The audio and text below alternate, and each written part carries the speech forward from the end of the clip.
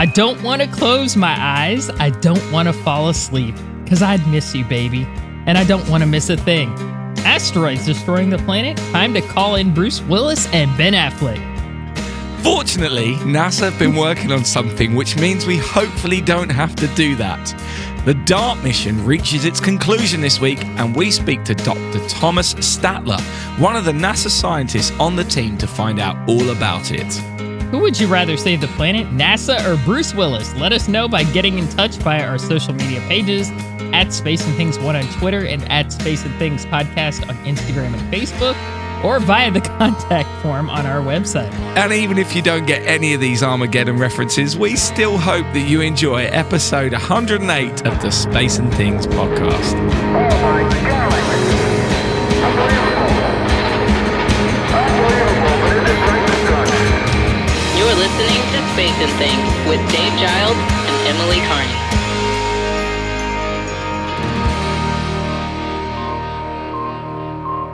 I'm Emily Carney.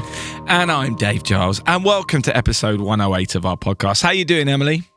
I'm doing great. How are you doing? What have you been up to this week? I'm not too bad, not too bad. It's all still been a bit crazy here. We officially are out of our period of mourning, so I can smile again, apparently. Yes. It's all been a bit crazy over here. The coverage is relentless. Absolutely relentless. The funeral was aired on every single TV channel other than one, even the sports channels. Oh, wow. Yeah. I figured out what the one channel was showing. I think they were showing the Emoji Movie, which is kind of... Yeah, Channel 5. Yep. Which is, wonderful in many ways. Anyway, obviously, a couple of weeks ago, we spent some time talking about the differences between Buzz Aldrin's and Fred Hayes' book, and you were saying you were going to write an article about it, and I see that it's come out on the Space Review. That's pretty cool. Do you have anything you wanted to add? Have you found out anything else since our discussion? Not really. It was just kind of fun to write it. It was neat to sort of just compare and contrast, like, in depth, and kind of get into, like, both of their attitudes and how they both sort of survived their very different but very similar circumstances at the same time. But it was a lot of fun. You know, it's always fun writing about the Apollo guys, you know, especially Fredo, because he's a blast. He's awesome. Yeah, it's a great read as well. I really enjoyed it. I like the other references you put in from other walks of life to give it some context. I thought that was really well done. I will, of course, put a link to this within the show notes so our listeners can go and read it themselves. And so we move on to this week's main topic. Now, in November of last year, NASA launched the Double Asteroid Redirection Test mission, or DART, which I think is one of their best acronyms, if you ask me. In short, this mission is launching an object to smash into an asteroid to see if it can move it off course, as it may be that one day we'll want to do this if an asteroid is hurtling towards the Earth. This particular probe is quite small and is headed for a small asteroid called Didymos, which, just to complicate things a little bit, is actually two different objects. The smaller of these is called Dimorphos and has been described as an asteroid moonlet. It's the smaller object that DART is aiming for and will impact at a speed of around 4 miles per second on 26th September. The scientists on the ground will be able to watch all this happen as the probe just released in the Italian spy... This is really neat. Wow.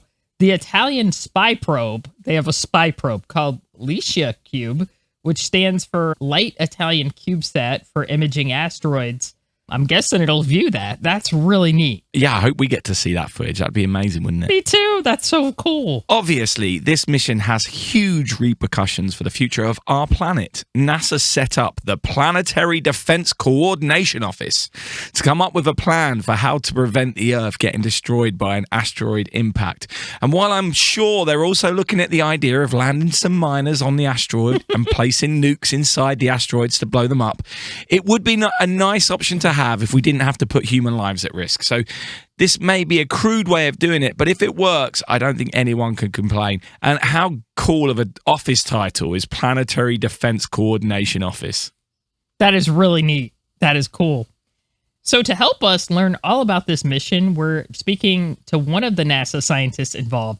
Dr. Thomas Statler is a program scientist in the Science Mission Directorate's Planetary Science Division at NASA headquarters. His scientific research has encompassed a broad range of topics, from collisions of multiple universes to the structure of galaxies to the spins and orbits of near-Earth asteroids. He serves as the program scientist for the Double Asteroid Redirection Test, or DART mission. He is also the program scientist for the upcoming Lucy mission to the Trojan asteroids and the Japan-led MMX mission to the moons of Mars. Dr. Statler holds a bachelor degree in physics and astronomy from the University of California at Berkeley and a PhD in astrophysics from Princeton University. And if all of that wasn't enough, because Right? that's quite a lot of things going on. Before joining NASA in 2014, Dr. Statler spent nearly 20 years on the faculty of Ohio University, where he led the creation of its astrophysics research program. From 2009 to 2013, he was a program director at the National Science Foundation. Dr. Statler is a past chair of the American Astronomical Society's Division on Dynamical Astronomy, and Asteroid 9536 Statler is named in his honor. That's really cool. And he's also a composer of eclectic music for small and large instrumental ensembles. I don't really know what to say there. I mean, is there anything he can't do? Yeah, right. He's a Renaissance man. I bet he's great at golf as well. Yes. Okay, we're off to a good start. Play it cool. Welcome, Dr. Statler. It's a real honor to talk to you today. First of all, I want to get the big elephant in the room out of the way. How does one end up with an asteroid named after themselves? Well, thanks for that question. It's a stranger thing than you might think, because the discoverer of an asteroid gets to propose a name to the nomenclature committee of the International Astronomical Union. And it has to follow certain rules, but the rules aren't very difficult. And if the rules are followed, then it tends to be approved. And there's a long and strange history to this, because it used to be that there weren't very many asteroids discovered at all. And it was so really a remarkable thing. And as more people started discovering asteroids, their personalities came into play. And now there are lots of asteroids known. So a lot of scientists who have made a contribution to the asteroid field have an asteroid named after them. But it's a very, very strange and eclectic club, because while there are asteroids named after Einstein and Beethoven, there's also an asteroid named after Phil Spector. Oh, wow. And there's also an asteroid named after Mr. Spock, not the character, but the cat owned by the discoverer of the asteroid, who really liked Star Trek. So it's a very, very odd club to be in. That's amazing. I love that. Hysterical. I want to. Oh my gosh. Okay, moving on to the reason that we're delighted to talk to you today. Let's set the scene and let's discuss the origins of the DART project. Really, what spurred its creation? Well, what spurred the creation of DART is the recognition that we do live in a slightly dangerous solar system. That is the nature of living on a planet orbiting a star. There are things in our solar system other than planets. There are leftover bits of rock and ice from the formation of the planets, and those are the asteroids and the comets. They orbit around the sun just like the planets do. And it is possible, although not very common, for an asteroid to be on an orbit that intersects with the orbit of the Earth. Now, that's the only time that an asteroid can possibly become dangerous. But if it is on such an orbit, and Earth and the asteroid arrive at that same point, at that point of intersection at the same time, then we can have a bad day. Now, what we've come to understand after several hundred years of astronomy is that we understand orbits and we understand gravity. And if you put that together with our ability to actually launch spacecraft, it means that potentially asteroid impacts on Earth are a preventable natural disaster. And so we want to begin to develop our capabilities to do that, because nobody wants a natural disaster. Nobody wants an asteroid hitting the Earth. And potentially we have the ability to prevent that. Wow. So NASA has sent spacecraft to observe and sample asteroids previously, such as OSIRIS-REx. That's one I can think of. What lessons have we learned from previous asteroid missions, even if they're not like a redirect type mission? Oh, wow. Well, we're learning so much, and it's going on even as we speak. It's sort of a golden age of asteroid and comet exploration that we're in right now. The asteroids and comets, like I said, are leftovers from the time of formation of the solar system and the planets. But they come from different places in our solar system, and they were witness to the formation of different planets in different parts of our solar system. So every asteroid is carrying a different piece of the story of where we came from in a planet sense with them. Some of those stories have remained intact for 4.5 billion years since the birth of the planets. Others have been changed around through collisions. So, for example, the asteroids in the main asteroid belt that everybody has heard of, the asteroids orbiting between the orbits of Mars and Jupiter in our solar system, most of those asteroids have run into each other multiple times. So they are collections of shattered remains of things that have gone through a lot of changes. On the other hand, the objects out in the Kuiper belt, like Arrokoth, that the New Horizons spacecraft flew by in 2019, that thing has remained unchanged for 4.5 billion years. The Trojan asteroids that are orbiting at the distance of Jupiter that our Lucy spacecraft is going to get to in a few years, those are also probably a mixture of things that are primordial and things that have changed over time. So every asteroid has a different story to tell, and every small body that we go to is surprising us in some way. Okay, so one of the objectives, if not the objective of DART, is to see if asteroids, if they pose a threat to Earth, can be redirected elsewhere. So what are some other possible outcomes of crashing a spacecraft into Dimorphos? The other possible outcomes, well, one is that you lose your spacecraft, but that's according to plan, so it's all okay. One of the reasons that we're doing this test, and of course it is a test, we're doing this when we don't need to. There is no known asteroid that is a danger to Earth right now. The hazard comes from the asteroids that we haven't discovered yet, and that's a substantial fraction of them. Also, Didymos, the binary asteroid system that we're doing this test on, is not a danger to Earth. It's not going to become a danger to Earth, and there's nothing that we can do to it that's going to make it a danger to Earth. So we're doing this test when we don't need to in order to develop that capability. Now, a big part of the test is how does an asteroid respond to being impacted? Because we don't have the ability to do that experiment on the ground. We've got meteorites that come from asteroids, but meteorites are unusually strong. They're the parts that made it through the Earth's atmosphere, avoided breaking up into dust, and actually made it to the ground and got found. So asteroidal materials really there on the asteroid in space are a lot flimsier than meteorites that we have on the ground. And so we can't do that experiment except by actually going there with the spacecraft. If the asteroid that we're going to strike with the kinetic impactor is somewhat like solid rock, we expect the impact to dig a crater, blast out a bunch of debris, and that blasting out of debris acts like an extra little rocket engine at the moment of impact and gives the asteroid an extra push, which is a good thing. And we wind up with a crater.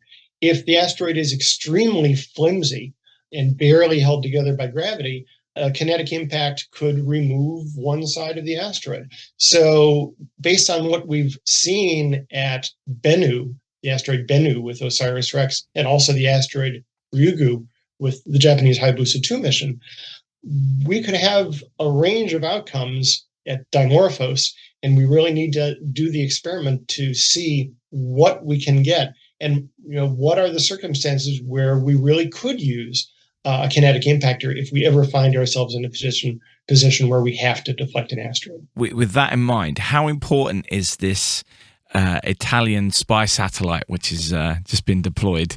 What will we see from that? Or what will you guys see from that? Are we going to be able to see that as well? Well, the LiCiCube's satellite, it's wonderful. So it's not exactly a spy satellite. It's a CubeSat. It's the Italian Space Agency's first deep space mission. So I have to congratulate them because this is the first time they have put a spacecraft in deep space, and it's operating just great. LiCiCube was carried along on the side of the DART spacecraft. It deployed 2 Sundays ago on the 11th.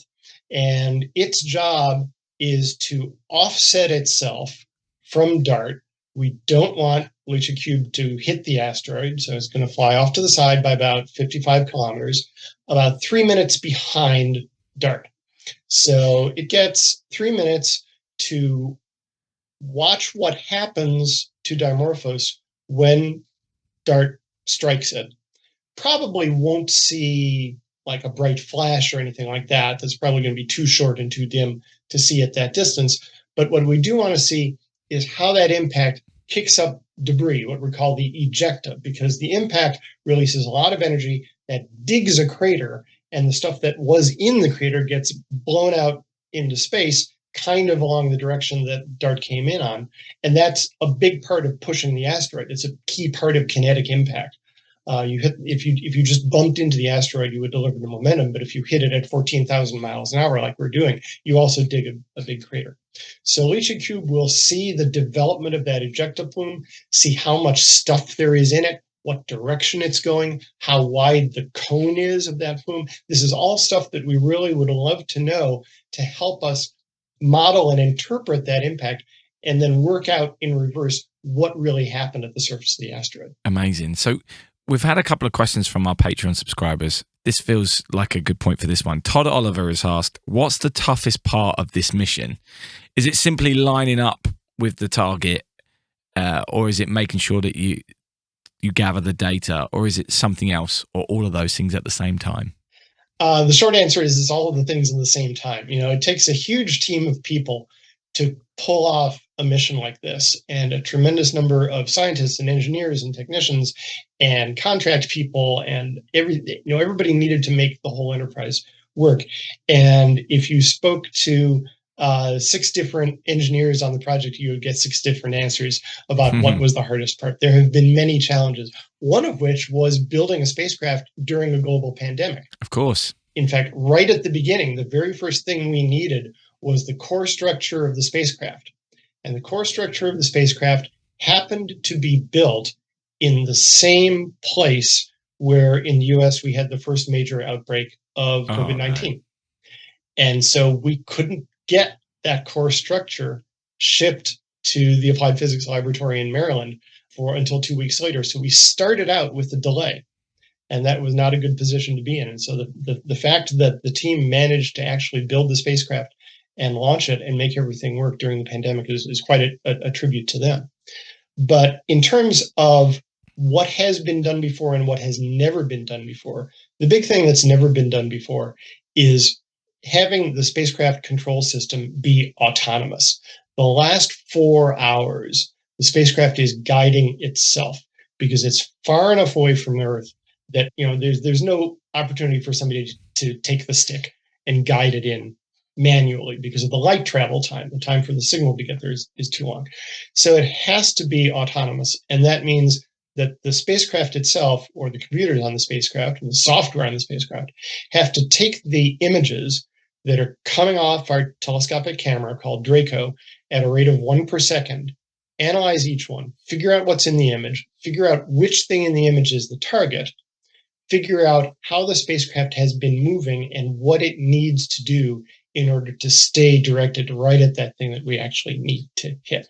That is a major challenge, and that's the thing that has to work. That's one of the other things that we're testing in the DART test is, can we build a robotic autonomous spacecraft that can guide itself to a kinetic impact? Todd also asked, and I think this is a good follow-up actually, is what sensors didn't make it onto this trip which you had, if any? Well, so this spacecraft has one job, which is to run into the asteroid. And so there is not a need to put other things on it.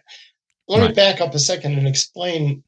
We want to be able to do the test. We want to be able to succeed in impacting an asteroid, but we also need to know, we need to be able to figure out how effective we were, because it's one thing to smash a spacecraft to smithereens, but the question at the end of the day is, did we move the asteroid, and by how much did we move the asteroid?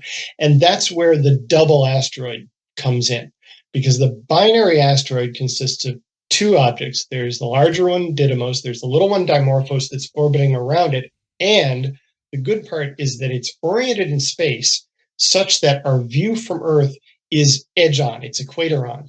And so we see the little asteroid Dimorphos going in front and behind and in front and behind and in front and behind of Didymos once around every 11 hours and 55 minutes.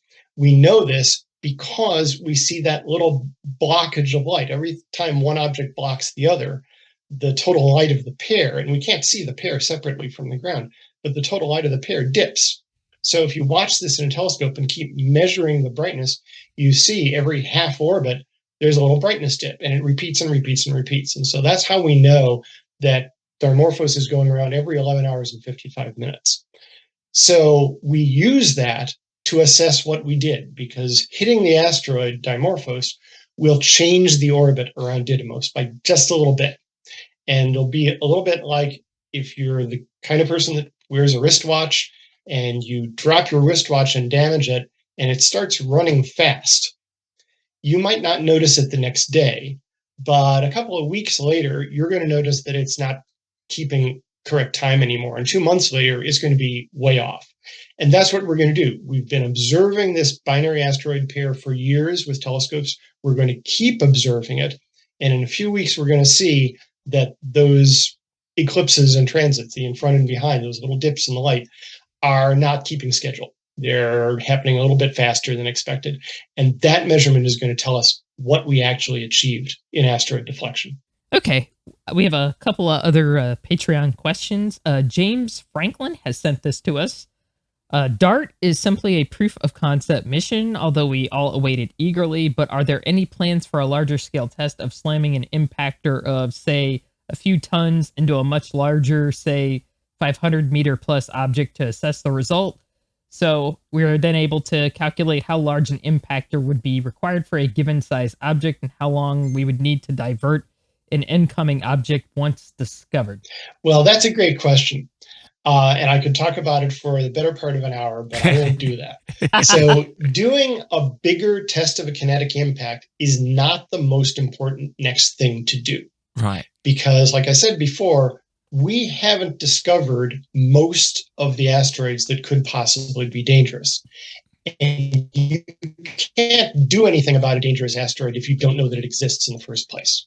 So our top priority in planetary defense is to have the ability to discover all of these asteroids. We're part of the way there, and we've been doing a huge amount in the last 20 years. Some immense fraction, I'm sure it's over 95%, of all of the near-Earth asteroids that are known were discovered by NASA facilities, NASA-supported telescopes. And we're going to continue that because we have a direction from the U.S. Congress that we are supposed to find at least 90% of the near-Earth asteroids 140 meters in diameter or larger. We're only part of the way there. And so our next priority is going to be to develop the near-Earth object Surveyor mission. That's going to be a telescope that will fly in space using infrared light rather than reflected visible sunlight to detect asteroids. And that mission is in development now. We're hoping to be able to build it and fly it within a few years. And that will go a long way toward our goal of being able to find all the asteroids, track them, know which ones are dangerous, and have that lead time to be able to act if we ever need to. All right.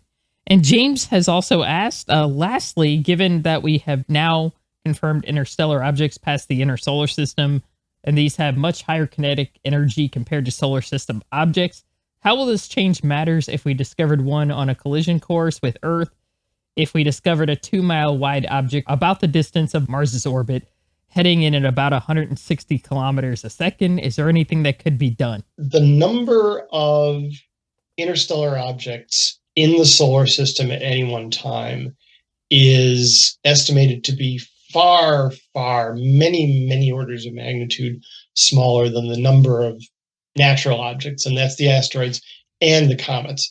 So just by sheer number and also size of things in the solar system, Douglas Adams in The Hitchhiker's Guide to the Galaxy wrote that space is big, really, really big.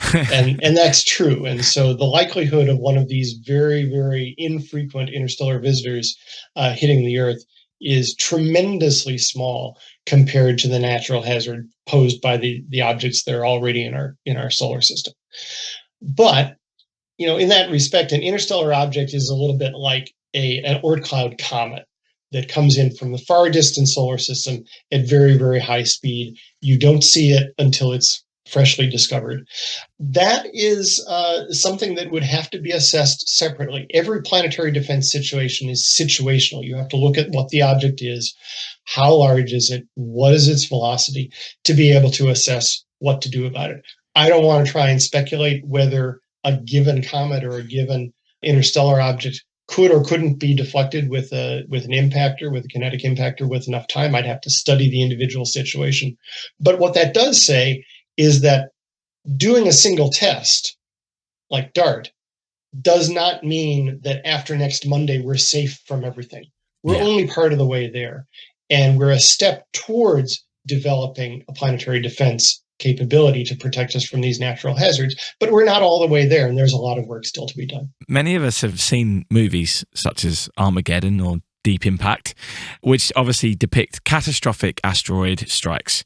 Aside from hiring Harry Stamper to start drilling, what things can regular people, non-engineers and scientists, do to perhaps monitor asteroids that might be in the Earth's vicinity for their own peace of mind, perhaps? Well, large asteroids can be seen with backyard telescopes, and I know there are a lot of enthusiastic backyard astronomers and regular folks who have their own observatories and instrument them with terrific cameras. And so there are a good number of non-professional astronomers who contribute to asteroid science by doing photometry, measuring the light coming from asteroids. Asteroids are irregular in shape. They spin. And so their brightness goes up and down and up and down because they're irregularly shaped objects spinning in the sunlight. Measuring those rotation speeds and figuring out where their rotation axes are in space, right? That's the kind of project that non-professional astronomers can contribute to, and they've been doing this for a long time. So that's one way of getting involved in asteroid science. It's tough to discover an asteroid on your own, starting from scratch these days, because the easy asteroids to discover have been discovered a long time ago. You need major equipment to do it. So probably people won't have a lot of success doing that. But also for general interest, all of the data on asteroids is available for free to anybody in the world through the International Astronomical Union's Minor Planet Center, which is funded by NASA. And they are at minorplanetcenter.net. And also through NASA's Center for Near-Earth Object Studies, or CNEOS. And that is at cneos.jpl.nasa.gov. And so you'll find a lot of resources there about near-Earth objects as well as other kinds of asteroids. And all the data you could ever imagine is there. And finally, so planetary defense is something that we've seen lauded and criticized. Some think it's a waste of time and NASA should divert its funds and attention to more human spaceflight, stuff like that. So for the non-believers, discuss why planetary defense is essential. That's a really great question. And the conversation has changed over the last several years. If we were having this conversation 30 years ago, and you had asked me, Tom, can we be sure that we won't all be wiped out a week from next Tuesday by a gigantic 5-kilometer asteroid that wipes out all life on Earth? 30 years ago, I would have had to say, well, no, we don't know whether that's going to happen or not.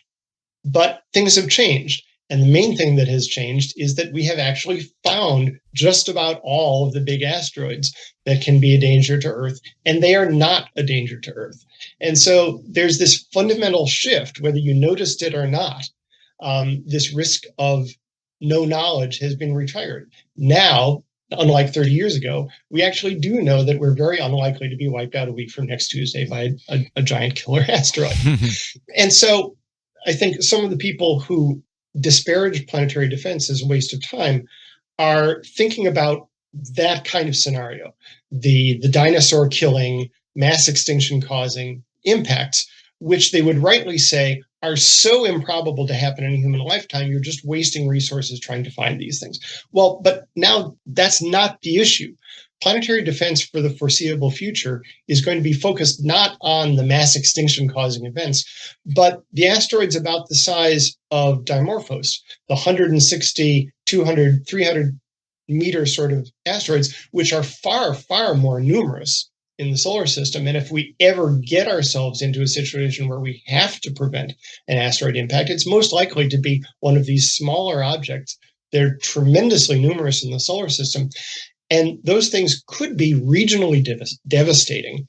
Even if you don't actually get hit by that asteroid, the secondary follow-on effects would affect everybody in the world. And all of us now know, after the last 3 years, what it feels like to have something affect the entire world, whether it's the primary effects or the secondary follow-on effects. We are feeling that now.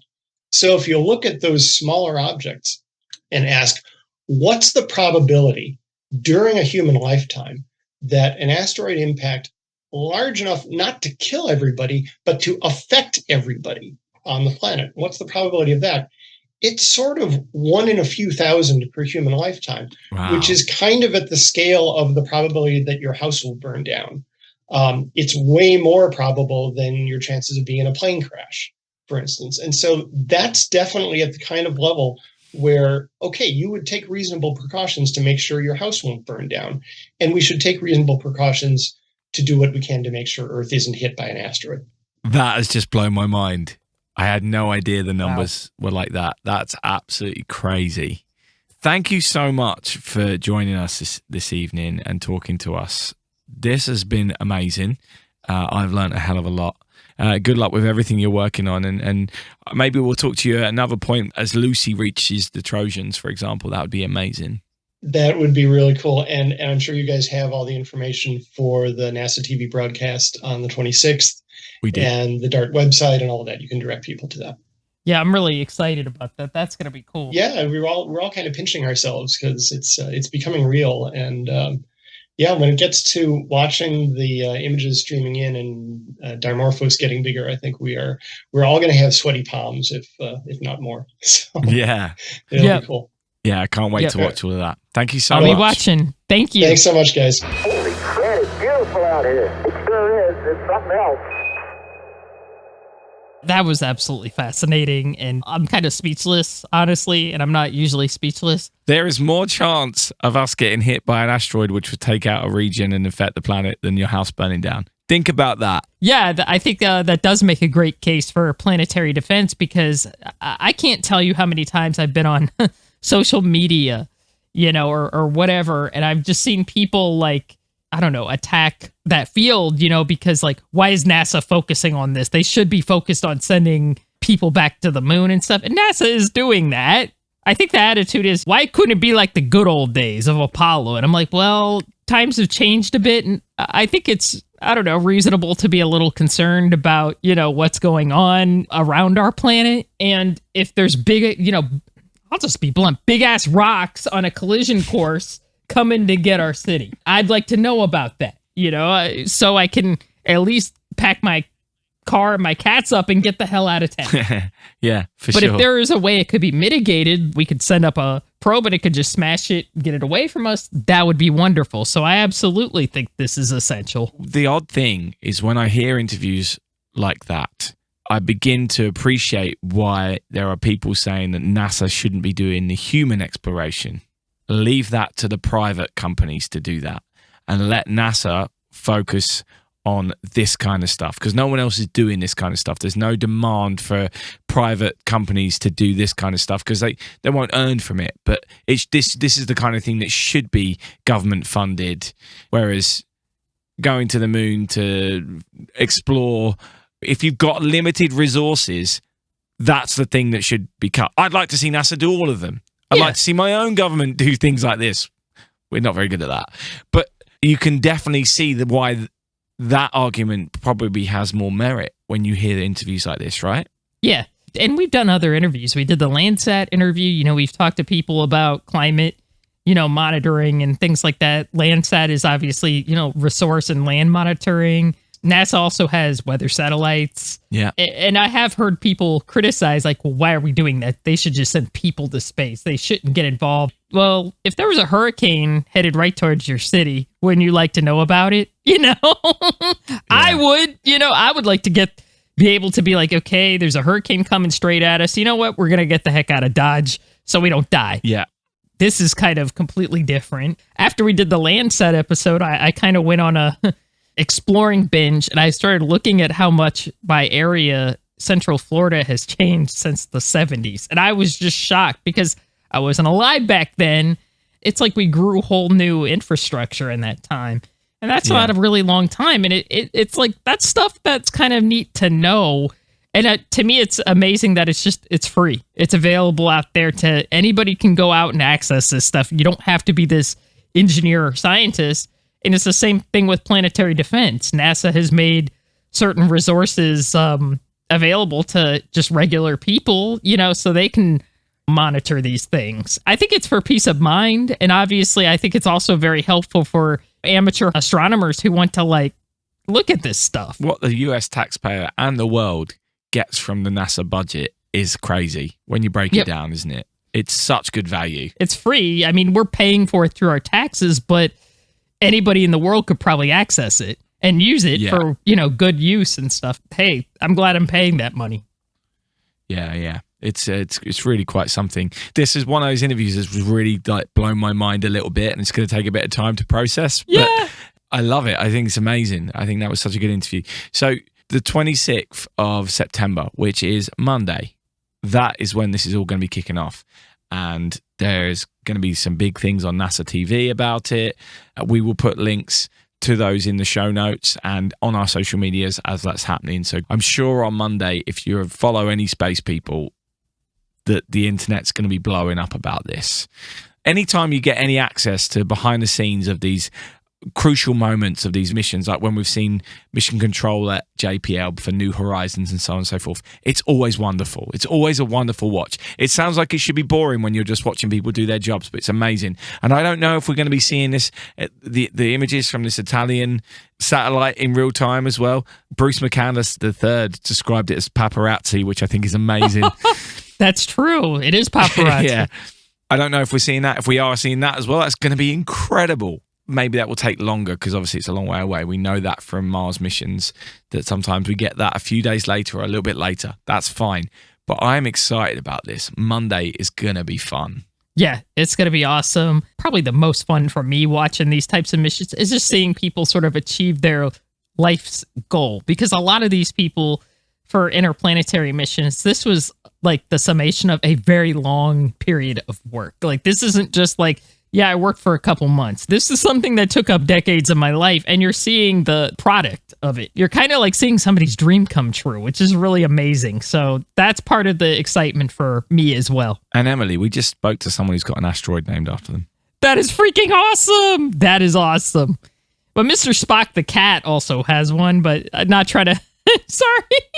I want my cats to have it. I'm joking. Mr. Spock the cat. I knew that's what you were about to ask. In the interview, you'll hear. I'll leave it in, actually. I was going to take it out. I was like, man, I would name an asteroid after like Bandit and Smokey. But then people like 100 years from now would be like, what the hell is Smokey and the Bandit? Like, what is that?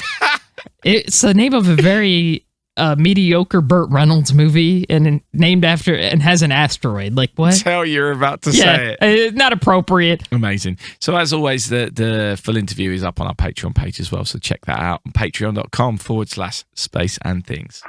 Hey, the sure ain't flat, John. Wow, there's that ridge to the north. Yep, sure is. All we got to do is jump out the hatch and we got plenty of rock. We start this week's space news with some sad news. Some are in it for the long haul, and cosmonaut Valery Vladimirovich Polyakov was one of the pioneers of spaceflight who was indeed in it for the long haul.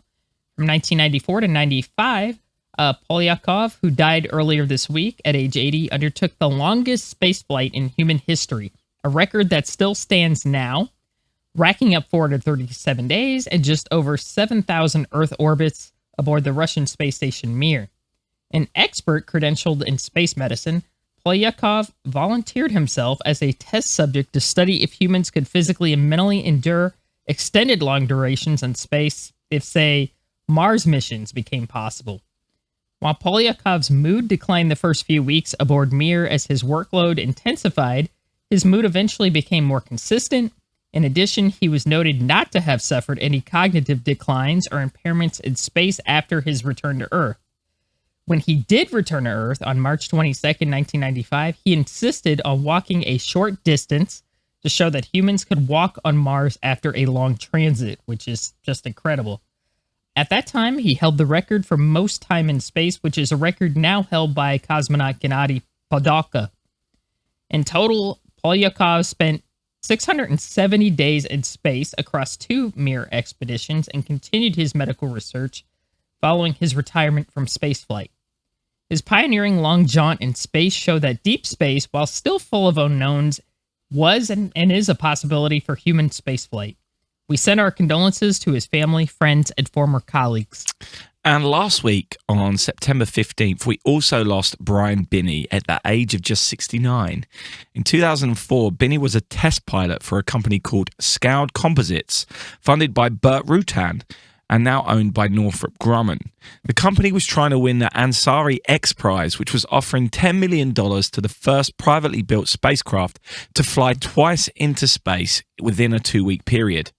The company had built Spaceship One, and Binney flew the second qualifying flight on October 4th, 2004. And in this 24-minute flight, he reached an altitude of 69.6 miles, or 112 kilometers, and broke the record held by the X-15 rocket plane, which he had held since 1963. It was also the final flight for Spaceship One, which is now on display at the Smithsonian Air and Space Museum in Washington, D.C. This craft was the basis for Virgin Galactic Spaceship Two, although that has 2 pilots up front. Binney once said, "I don't see any single-seat spaceships in the near future, so maybe I'm the last guy that has gone to space by himself." Time will tell, but a big loss, and we send our condolences to his family. I think that we have to understand that at the deepest possible level, opening the high frontier means making possible and ensuring the survival of the human race. There have been 2 launches this week, one in New Zealand and one in Florida. As always, full details of those launches and their payloads can be found in our show notes, along with any videos that may exist. You can also find articles about all the news stories we mention. You just have to head over to spaceandthingspodcast.com or follow the direct link in the description of this podcast in your podcast provider. The Webb Space Telescope has this week released its first infrared image and spectra of Mars. The satellite is about 1.6 million kilometers from Mars, which is actually really close for this telescope. In fact, it poses a problem for it as it's so much light for the instruments that it could blind the telescope, as the instruments are designed to observe objects which are much further away. You may be wondering why, when we have orbiters and probes on the planet, the Webb is actually looking at Mars, but these images and data are extremely useful to study short-term phenomena like seasonal behavior, dust storms, and weather patterns. Alongside this data from the other craft that are studying the planet, they help us continue to build up a more solid image of how Mars works. And while we're talking about Mars, the Chinese space program has been very busy. New data from their Tianwen-1 Mars orbiter and Zhurong Mars rover have offered evidence that an ancient ocean once existed in the Utopia Planitia, I think that's how it's said, which is the vast plain which Zhurong is exploring. The scientists are working through 1,480 gigabytes of raw data, which claims they have discovered hydrated minerals in the hard layer atop soil, which normally forms due to the evaporation of groundwater. And this, in fact, hints at a substantial liquid water activity over the last billion years. While this isn't a new theory, it helps to back up previous studies which have hinted that this ocean, in fact, once existed. And while we're talking about the Chinese space program, closer to home, 2 of the Chinese astronauts, Chen Dong and Chai Chido, have performed a 4-hour spacewalk on 17th of September outside the Tiangong space station. According to the state-run Chinese news channel, CCTV, which is brilliant. I didn't... With the aid of a small mechanical arm, astronauts Chai and Chen conducted a series of extravehicular tasks, including the installation of extravehicular assistant handles and the extended pump set of the load circuits. They also verified the extravehicular rescue capability. And also, while we're still talking about China, Bill Nelson, the current administrator for NASA, who this week is at a major space conference in Paris, was asked about the potential of cooperation with China with regards to the moon. And he replied by saying, cooperation with China is up to China. There has to be an openness there, and that has not been forthcoming. He did, however, note that there has been coordination over things like the orbit of Mars orbiters, but that he would like to see more transparency from the Chinese. Certainly, that's the first time I've ever heard him suggest that he would cooperate with the Chinese on the moon. I think that's quite a breakthrough, actually. It is. He's been quite hard-nosed about China. Yeah, he has. He has. Speaking of the moon, just a reminder that the Artemis 1 rocket is scheduled to launch on September 27th, but is dependent on a fueling test, which is taking place on Wednesday, 21st of September, which is the day after we record this, but the day before the podcast comes out. So hopefully those listening will already be able to find out if the launch is looking likely for that date. It will be the third launch attempt of that rocket. The first was scrubbed to a faulty sensor. The second was scrubbed because of a substantial leak of the hydrogen fuel. They've just replaced 2 sections of the fuel line and hope that this will make a difference. And they're also going to take 30 minutes longer to fuel up the rocket in the hope that it will lower the pressure on the fuel lines. Hopefully this time next week, we'll be talking about a launch. It's weird because I've kind of forgotten about it now. Yeah. You know what I mean? I know. It's like, huh? It's dragged on. They still have it. Yeah, it's still there. But yeah, this time next week, it literally could have launched, which would be absolutely crazy. Which will be bonkers. Talking of bonkers and Artemis, this one actually might drive you a bit mental. So you may remember the drama that was going on about who was going to be providing NASA with the lunar lander. There were 3 companies that bid: SpaceX, Blue Origin, and Dynetics. SpaceX won that bid, and then the other 2 protested, and that took months delaying the program, just for the courts to decide that the award should stand. You may remember this was something we spoke about again and again and again. Well, NASA has just released a request for proposals for a second lunar lander for the Artemis program to join the Starship lander being developed by SpaceX. The plan will see an award announced in May 2023, and it would be a lander that would support the missions after Artemis 3, which is the first planned crewed mission to the moon since 1972. And it would potentially be the lander for a crew of Artemis 5 and beyond. This is so confusing. Like, I think I understand why they want more than one lander, but why did they want more than one lander, then decide they just wanted one lander, and now, rather than go back to the ones that had previously offered stuff, say, we want anyone to come and offer something? It just feels odd. I know it's a different administration now, but it's just very odd. Yeah, it's a little confusing. Meanwhile, talking of Starship, SpaceX fired 7 of the 33 engines on the Super Heavy booster rocket, which will put Starship into orbit. It's another in a line of static fire tests, which the company has been undertaking over the last few weeks at their base in Boca Chica in Texas. Hopefully, we'll see the first orbital test of this rocket soon, too.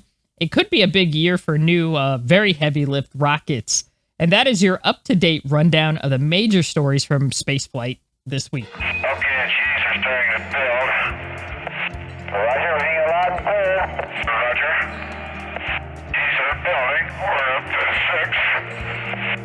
There's 9. There's about 10. Roger, still sound good. Thank you very much for listening. That's all we've got for you for this week. But we'll be back next week with more. We've actually got backups of backups right now, as we're unsure when Artemis is going to launch. It's been a little bit hard to plan episodes, but we've got a lot of good stuff coming up, and you can find out all about what we've got coming up and how to contribute to our questioning of our guests by signing up to our Patreon page. We've had a few people do that this week, so thank you very much to the new people that have joined us. It really does mean a lot. Head over to patreon.com/space and things to find out more. And thanks to all who continue to hit the share button. That really does help us out. And don't forget, in space, no one can hear you me. Space and Things has been brought to you by And Things Productions.